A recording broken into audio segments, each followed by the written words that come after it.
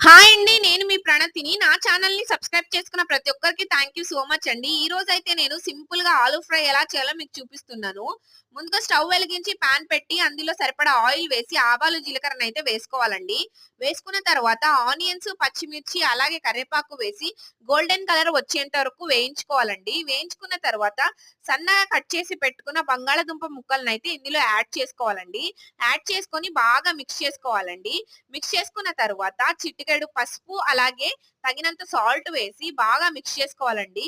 Mix చేసుకున్న తరువాత జీలకర్ర, ఎల్లిపాయలు, కారం వేసి దంచుకున్న కారాన్నయితే ఇందులో యాడ్ చేసుకోవాలండి. ఈ కారం వేసుకోవడం వల్ల ఆలు ఫ్రైకి చాలా టేస్ట్ వస్తుందండి. ఇలానే చేయండి ఎప్పుడు.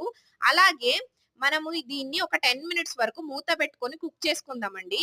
కుక్ చేసుకున్న తరువాత ఇందులోన కొత్తిమీర, కరివేపాకు అలాగే మెంతం కూర వేసి బాగా మిక్స్ చేసుకోవాలండి. మిక్స్ చేసుకున్న తరువాత ఇంట్లోనే ప్రిపేర్ చేసి పెట్టిన మసాలానైతే ఇందులో వేసి బాగా ఒక 2 మినిట్స్ వరకు కుక్ చేసుకోవాలండి. కుక్ చేసుకుంటే ఎంతో టేస్టీ అయిన ఆలు ఫ్రై అయితే రెడీ అయిందండి. అన్నంలో కలుపుకొని తింటే చాలా టేస్టీగా ఉంటుందండి. ఇలా ఒకసారి ట్రై చేసి చూడండి. ఈ వీడియో మీకు నచ్చినట్లయితే లైక్ చేయండి, షేర్ చేయండి, కామెంట్ చేయండి. అలాగే నా ఛానెల్‌ని